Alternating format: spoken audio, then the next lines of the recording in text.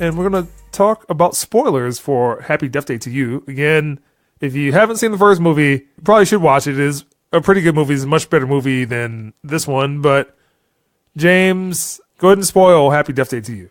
All right, so Ryan is the cause of everything. In the review, lights were going off. There was like weird things happening, but there was no explanation. This one provides some context that Carter's roommate, he's just a bit character in the first movie. He could be anybody at that point, but I think he may have, 2 scenes? Well, no. Well, he showed up like every time the day repeated, but... Yes, I can't say 2 scenes. But now they give him some context that actually trying to build a machine that can, wouldn't say change time, but they're just doing an experiment to see if they can shift time at an infinitesimal rate. But what happens is that he accidentally causes Tree to be looped back into the same day. This was telegraphed as well. Once Ryan woke up and he went through everything he went through, experienced his own looping effect, he ended up going to his lab. And then the camera just panned, said quantum, da-da-da-da. At this point, I think it was, I don't know what it said. I just saw quantum. But when I saw quantum, I was like, okay, he did something with time, physics and rearranging time, which it was true. I didn't have a problem with that. I was like, okay, cool. That explains a lot of shit. Nice. I'm with it. Go forward with that. Let's focus on Ryan, and then Tree and Carter is going to help him get through his experiences with the looping effect and him being killed. All right, I'm with that 100%. But then the killer that was hunting him down was him from an alternate dimension. So then it starts getting into parallel universes, which I thought was okay. Branching universe theory. If it's Star Trek, it is that. But I'm like, yeah, I'm on board with that. I was too. I was like, this is creative writing. This is what I've been talking about with movies and horror movies. There's no creativity. That was creative. Totally out of the box. I did not expect that. I'm with it. And then it looped back, and then Tree was going through all her stuff again. But then we didn't realize that Tree jumped into a whole alternate dimension. Things was totally different. Like the killer was not her roommate this time. It was the dude that she was having an affair with in the first movie. And now she's not having an affair with him. Her roommate's having an affair with him. Yeah, I want to say in the first movie it was both of them, right? Both of them. No, was it? I think so. I think you may be right on that, Barry. I was with that.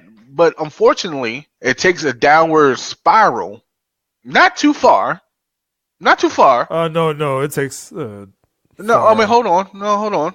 I mean, it goes down, but I'm just talking about there's many downward spirals in this. It goes down, and then it kind of levels off to me, and then it goes down again. So it goes down to me when I think she was in a hospital, and then I think the rolling blackouts happen, and then boom, the guy that she was having an affair with in the first movie pops up magically. At that point, I was like, he's the killer. I say that directly to my wife. I was like, he's the killer. Yeah, and then there was another throwaway scene where I think Tree sees him on campus and he's talking to his wife.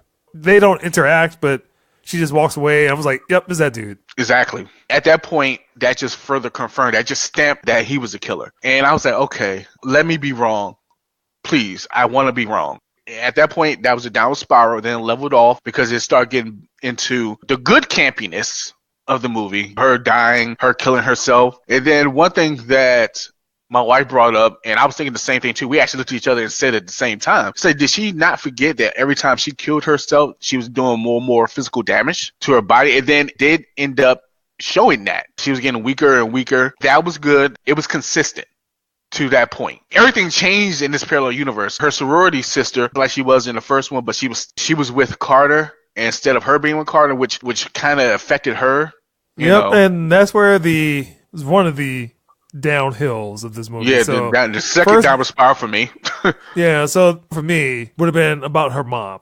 I mean, her mom doesn't get any context that her mom's just not alive. She has to have lunch with her dad. That's it. And it's her birthday. This one goes pretty intricate with how they want to deal with the mom's relationship that, well, if you had one moment to replay in your life, would you do something differently?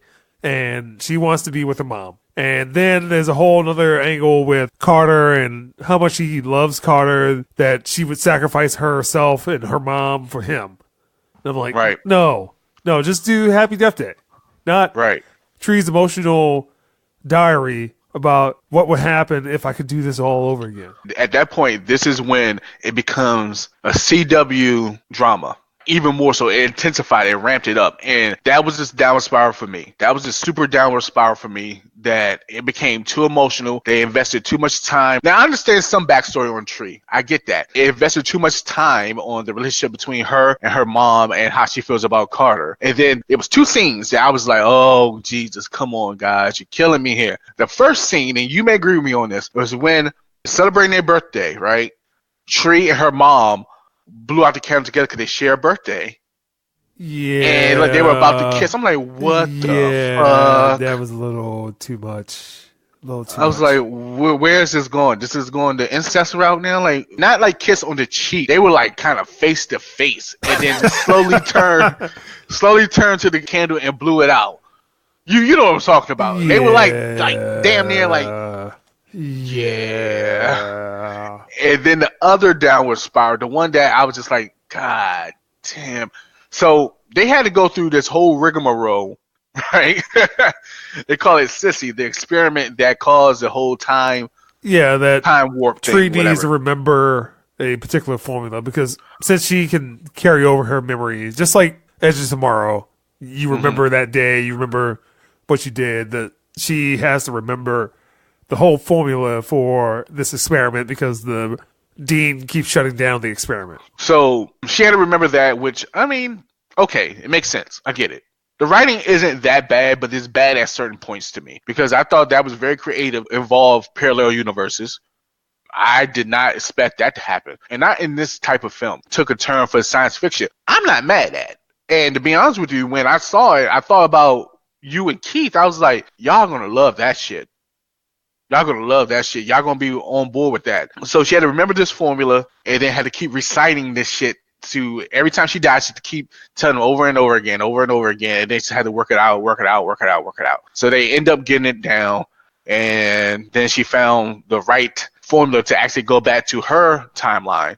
They shut it down again. This is when it becomes campy in a good way and a bad way, is that they had to end up getting the machine back. Yeah. Because the dean took it because they told him to shut it down because it was just causing too many rolling blackouts, electricity issues, I guess money, all that shit. Yeah. So them getting the machine back. Then it turns into a heist movie. Right. It turns into a heist movie, which on a scale of 1 to 10 for that whole sequence, I would give that 6.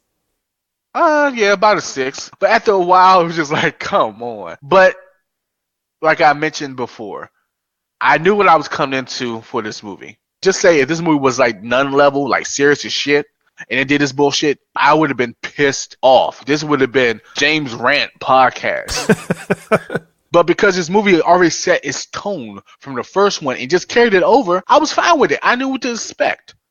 You know? And that's where I start saying that this movie was a little too long. Because they inserted that whole stuff with the mom and then her love for Ryan. That's where the movie... Carter, not Ryan. She probably did love Ryan in an alternate reality. I don't know. You never know. It was just that took too much to develop. That's when the movie starts going downhill. So if you eliminate that, which is about 15 minutes of the movie, it'd been better. So you can have that one instance where she meets her mom again. And then a hug and embrace. Yeah, and then for the next time she wakes up, maybe she's not in that universe. That's what I was about to say. So the part that I discussed earlier, like when they were about to blow out the candle, that was the part that I was saying. I was like, please don't blow out this candle. And then all of a sudden she wakes up in her universe and none of this shit happened. Don't do that shit. Don't do that shit. And I was like... I would have done it. Oh, Barry. That would have killed me. That would have killed me. I would have been like, dude, why? Why? But the other cringe... Now, I maybe wouldn't have done the let's blow out the candles, but the part that her mom shows up to the brunch, lunch, whatever it is, I would have just cut it right there. That she saw her, she got a little emotional, gave her a hug, and then she wakes up again. Oh, well, that would have been fine. No, that would have been fine. I'm talking about the whole, let's make a wish. And then well, ever since you were a kid, I never told anybody about this, but I didn't think I was going to make it. Yeah, something like that. That's what I was talking about now. What you're talking about, I've been cool with that. But like the whole, let's make a wish, and then boom, it's all fixed. What? So then you just wasted my time for like an hour and some change now of going through all this rigmarole when it didn't really have to go through it. Make a wish, click your shoes 3 times like Dorothy and just end the shit. But the most cringeworthy scene in this whole damn movie was when Ryan and his friends basically had the machine up and running, and she had like a certain amount of time. So she went to go save her roommate from being killed by the serial killer that was in the first one. Yeah. So this movie is basically a rehash of the first one, just different, just totally different. Yeah, just a couple of different plot lines changed. Right. And the cringe part was at the end when the machine's running and it's about time for Tree to go back to her timeline, the slow movie then kiss between her and Carter, and then the lights go out, and then from the explosion of the bulbs you see that just lights up the sparks and everything. I was like, oh, and it was in slow motion. I was like, God damn it, that was so unnecessary. Yeah, they could have just kissed and then, or not even kissed, just got close enough, and then boom, she's back in her shit, she's back in her timeline. I would have been good with that, but because they did something so campy, that took this movie down for me. Downward spirals. That took this movie down. If they didn't have these certain things that you and I both agreed on, I would give this a 7. Because I do agree it was a little bit too long. Yeah. And again, it's an hour and 40 minutes. You can tell that seems to be a lot longer than the first movie, but then did you stay for the after credit scene? I did not. All right. So what happened is that DARPA, the government, confiscates the experiment. Oh, shit. And then they want also do time travel. So they grab all of them, throws them into black SUV, show up at DARPA. We can't make this run, so can you guys make it run for us? But we also need a test subject. So they grab the sorority sister. So that's all it was. So they set it up for another one. Happy Death 3, I don't know. Like, but 3 Death. Right. What would be the title? Like Happy, like Death with the 3. Like that's basically. Right. D3ATH day. Yeah. What? But to be honest with you, if they did that, just because I would be curious what they're gonna do with it, I would probably check it out. I ain't gonna lie. I would probably check it out. Master of Horror Suspense would like some more Happy Death Day. Give it to him. This movie is a change of pace. I mean, I like movies like this. Like I said, Edge of Tomorrow, Groundhog's Day, Source Code, Back to the Future, which they did make that joke in the movie. Yeah, so when you're playing with time, as a writer, that takes some type of skill. Kind of think outside the box. So that's why I say the writing I thought was actually pretty good, but then at points of it did take a downward spiral. So I would recommend this, but I would suggest that you watch the first one before you watch this one. I would just say watch the first one. This isn't a movie that you could just watch and not see the first one. Yeah. You have to see the first one to understand what's going on because it explains a lot. There was a whole bunch of rolling blackouts throughout the whole damn movie. You just thought, okay, this is just a cliche horror trope that lights go off. But then now you understand why the lights went off because they were doing them damn experiments. Yeah. They were fucking around with that damn with Sissy.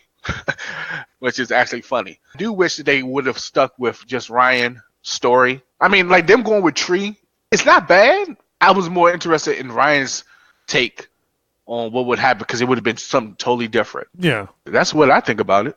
All right. And that's Beast Game Podcast. Check it out, but see the first one. Master Horror Suspense and Thriller once more. Happy Death Day. Happy Death 3 Day. Like whatever the heck it's called. 3D3. D3. D3. Oh, please don't do Happy DDD. I don't know. Yeah, something. They'll figure it out. DD3. But if it makes money, automatically guaranteed. This is a Blumhouse production too. Yeah. So it's low budget. Probably spent most of that money on the special effects. Yeah, it probably made his money back this weekend. Because when I went to the theater, it was a nice little crowd in there. Yeah. All right. Peace, gang.